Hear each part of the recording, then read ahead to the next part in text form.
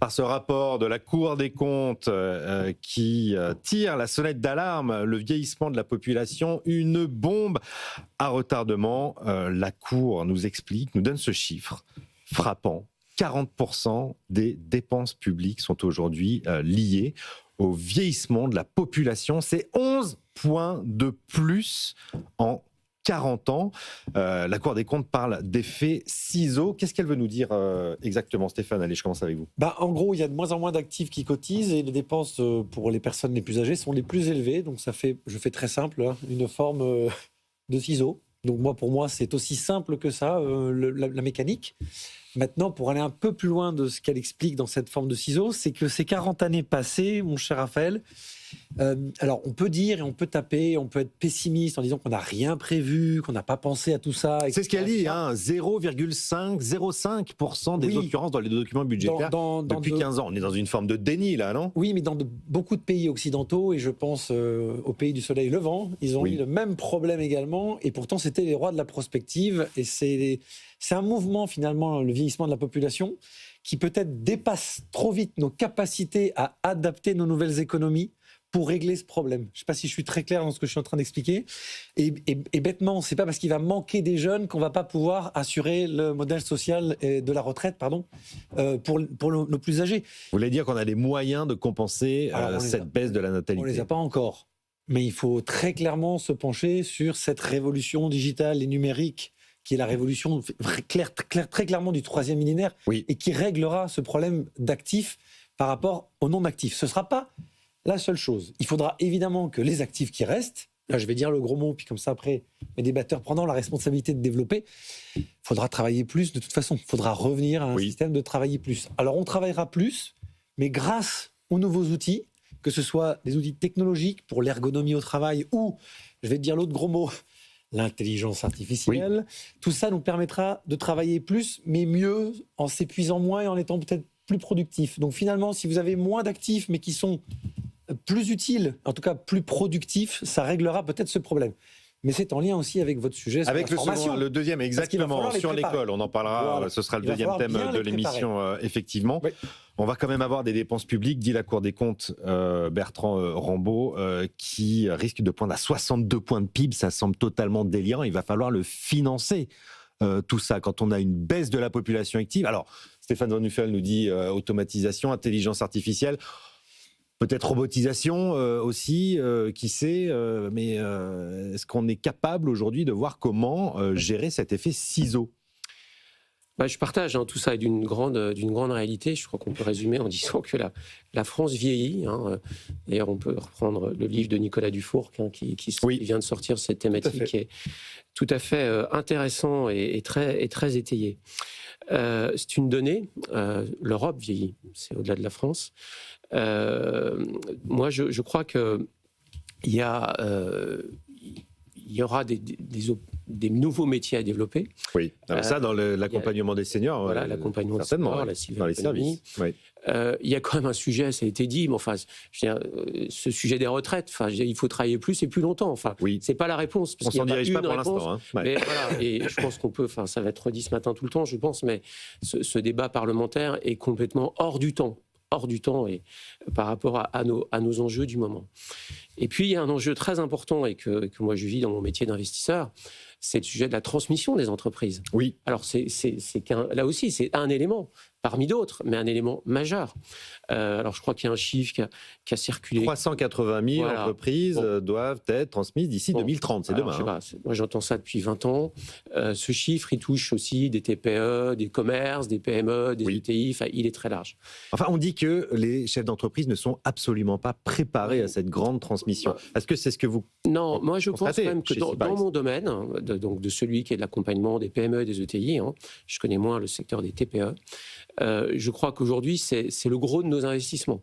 Le gros de notre métier, c'est quoi? C'est d'accompagner des cadres ou des enfants qui succèdent aux fondateurs. Oui. Donc, je pense que là, il y a un mouvement très fort qui est une réalité, qui est engagée. Je pense que c'est aussi, parce qu'on peut regarder aussi un peu les choses positivement, c'est l'opportunité pour des gens de devenir entrepreneurs alors qu'ils étaient cadres dans des entreprises. Alors, il est vrai, parce que personne n'aime regarder son départ, il y a toujours un peu de déni de réalité par rapport à ça. Et donc, on a un enjeu, nous, investisseurs, écosystème, enfin, tout l'environnement, d'accompagner, de préparer, d'anticiper ces évolutions. Mais je crois quand même que ce mouvement précis de la transmission engagée, alors après, il ne faut pas qu'on aille nous détruire du trail, par exemple. Voilà. Non, mais c'est aussi simple que ça.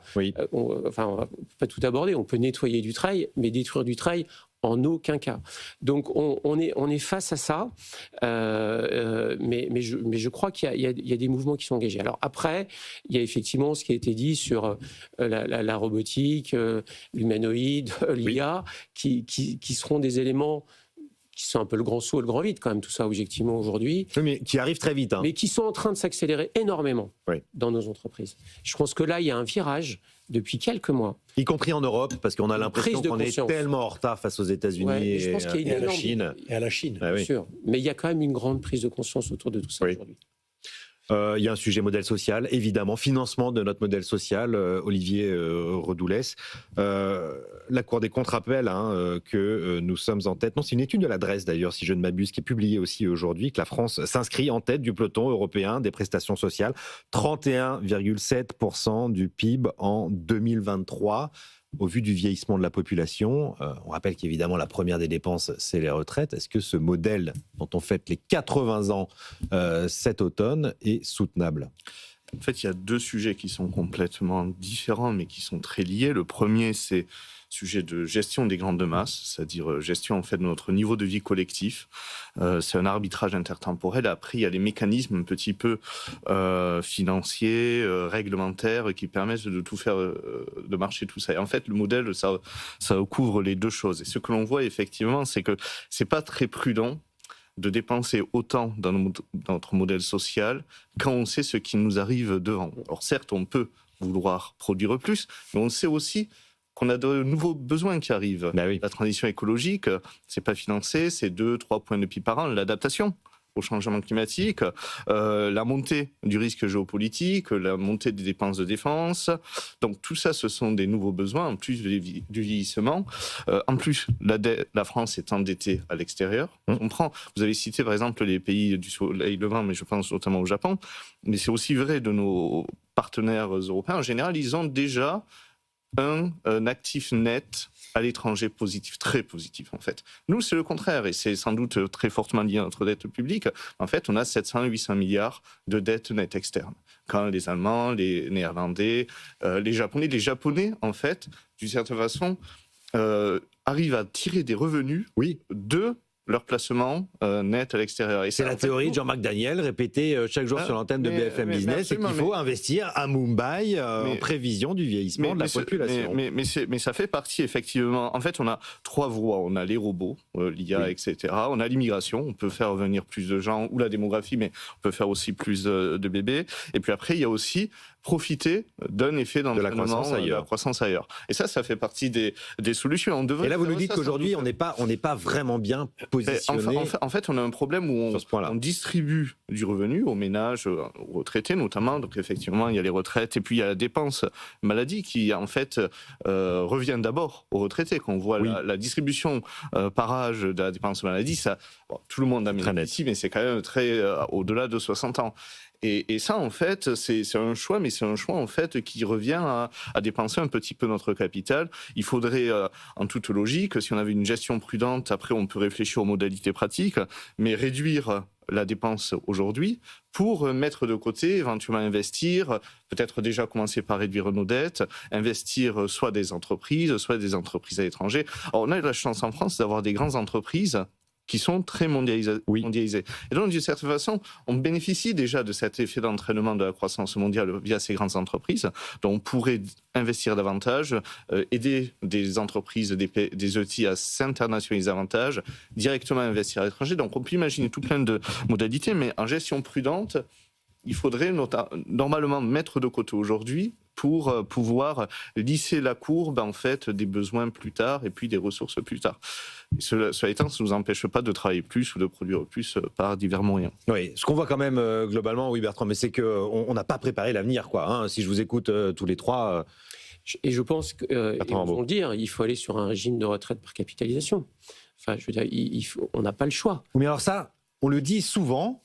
Mais les voies et moyens pour y arriver, c'est quand même très compliqué. Parce que ça veut dire quoi? Ça veut dire que les actifs aujourd'hui vont devoir payer et pour la répartition et pour leur future capitalisation. Alors il y a une autre voie. Il y a une autre voie, c'est que les retraités actuels paient pour la capitalisation. Parce qu'en fait, si vous regardez au fond, si vous prenez, moi une courbe qui me sidère, c'est le niveau de vie relatif des retraités. Par rapport à l'ensemble de la population. Oui, en fait, on a vu un rattrapage depuis au cours des 20-30 dernières années et une baisse à partir de maintenant. En fait, on aurait envie, comme moment du Covid, d'ailleurs, la gestion de la pandémie a d'ailleurs beaucoup bénéficié, a été faite pour les seniors, on aimerait au détriment des jeunes. Aplatir la vague, c'est-à-dire en dépenser moins aujourd'hui pour permettre au futur d'avoir un niveau de vie meilleur, ou en tout cas de vivre dans des conditions meilleures. Et ça peut se faire en baissant les pensions aujourd'hui et en investissant la différence. Baisser les pensions aujourd'hui, bon courage pour le faire passer dans l'opinion publique, Olivier. Je ne suis pas politique. Oui. Il faut trouver les voies et moyens d'appliquer après. Tout à fait. Bertrand Rambaud. Non, mais moi je pense que la retraite par capitalisation, qui s'appelle aussi les fonds de pension, dans d'autres pays quand même. Qui manque tant au financement des entreprises. Exactement. Et donc je pense qu'avec ça, on répond à deux grands enjeux.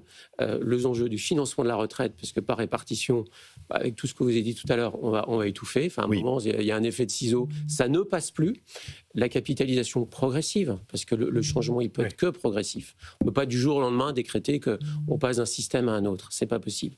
Mais progressif, et qui répondra aussi au sujet que vous avez évoqué tout à l'heure, du financement de l'économie dont on a besoin, des entreprises. Donc tout ça est parfaitement sain.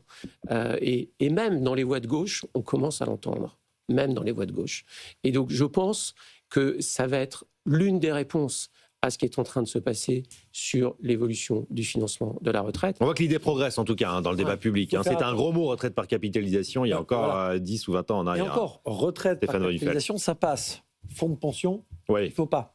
En France, le vocabulaire est très... Ça reste un gros mot. Et surtout, entre nous, c'est la même chose. Oui, et surtout, il y a des systèmes transitionnels, et je vais dans le sens de ce qu'on est en train de se dire, parce que je pense qu'il faut... Le débat, souvent, c'est les pro-capitalisation et les anti-capitalisation, comme s'il n'y avait pas un monde entre les deux qui, de toute façon, devra exister le temps de faire cette transition générationnelle pour ne pas pénaliser soit les actifs, soit les retraités, déjà, qui ont bossé et qui ont droit à leur retraite. Mais donc, en fait, on le voit qu'en France, il y a aussi cette remise en question de l'injustice sociale, du modèle social. Est-ce qu'on a une équité?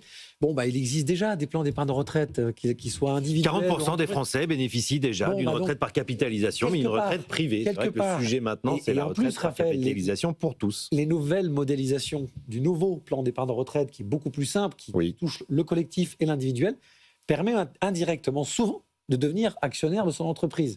Soit directement, soit à travers des fonds qui sont eux-mêmes actionnaires d'entreprise. Donc en fait, ce sujet de la capitalisation réglerait un problème de retraite, je pense, responsabiliserait les Français, pas tous, les plus fragiles, on garde la répartition pour les protéger. C'est le principe. Et en plus, ferait des Français, enfin, des animaux économiques et financiers qui seraient intégrés dans le partage du profit. Et on arrêterait cette guerre tellement 19e du capital contre le salariat. Contre le travail. Et en fait, je peux vous garantir, surtout, je finis, la génération millennials et la Gen Z qui arrive là, donc en gros, tous ceux qui sont nés après 95 jusqu'à 2015, eux, ils sont complètement ouverts à ça. On le voit bien. Persuadés qu'ils n'auront pas de retraite par répartition. Et puis au-delà de ça, ils sont nourris de tout un tas de choses, de mondialisation, de crypto-actives, du grand soir pour devenir millionnaire. On est une génération, les enfants sont là-dedans, ils sont beaucoup plus à même d'entendre ces choses-là. Voilà. Parce que pour eux, c'est ni droite ni de gauche. C'est logique. Ce sera un beau débat de la présidentielle de 2027. Un dernier mot sur ce point. Sur la capitalisation, en fait, il y a déjà de la capitalisation individuelle qui existe. On pourrait penser à des mécanismes de capitalisation collective. Je pense qu'il faut bien voir que la justification macro de la capitalisation, c'est se dire, au fond, il y a de la croissance à aller chercher ailleurs. Alors, ça ne va pas faire forcément du 7% par an. Moi, je dirais plutôt c'est 3% par an, parce que c'est la croissance mondiale. En fait, on voit qu'on a un déficit de croissance par rapport au reste du monde. La croissance mondiale, c'est 3%. Dans certains pays, c'est 5%, nous on est plutôt 1%, voire au-dessus. Et donc on va aller chercher cette croissance mondiale. La capitalisation, ça permet aussi d'investir dans des entreprises, dans du capital, comme son nom existe. Et on voit bien que quand on a un problème où la ressource rare va devenir le travail, une façon de compenser ça, et c'est comme ça qu'on a fait des gains de productivité et de croissance au cours des 2 derniers siècles, c'est d'investir dans le capital. Et donc la capitalisation, ça permet de financer ça. Et de notre côté, je rejoins complètement mes 2 collègues sur les fonds de pension, c'est-à-dire faire affluer de l'argent dans l'économie sous forme de fonds de pension, des fonds propres, en fait, c'est un peu ce qui manque à la fois à la France et à l'Europe tout entière. C'est ce qui nous différencie des États-Unis. Et en fait, ça fait une vraie différence en termes de patrimonial. Parce qu'aujourd'hui, on a un système par répartition où il y a un patrimoine, mais qui, en fait, c'est un patrimoine un petit peu fictif. En fait, tout le monde épargne, tout le monde reçoit, à un moment donné, une forme d'épargne, mais ce n'est compté nulle part. Là, par un fonds de pension, en fait, à un moment donné, vous l'inscrivez dans un compte et donc vous changez complètement la valeur patrimoniale de votre pays. On sait qu'on a déjà un patrimoine important qui est lié à l'immobilier ou à autre chose, mais là, on rajouterait du patrimoine financier qui permet de financer notamment des fonds propres d'entreprise. Vous parliez, Olivier,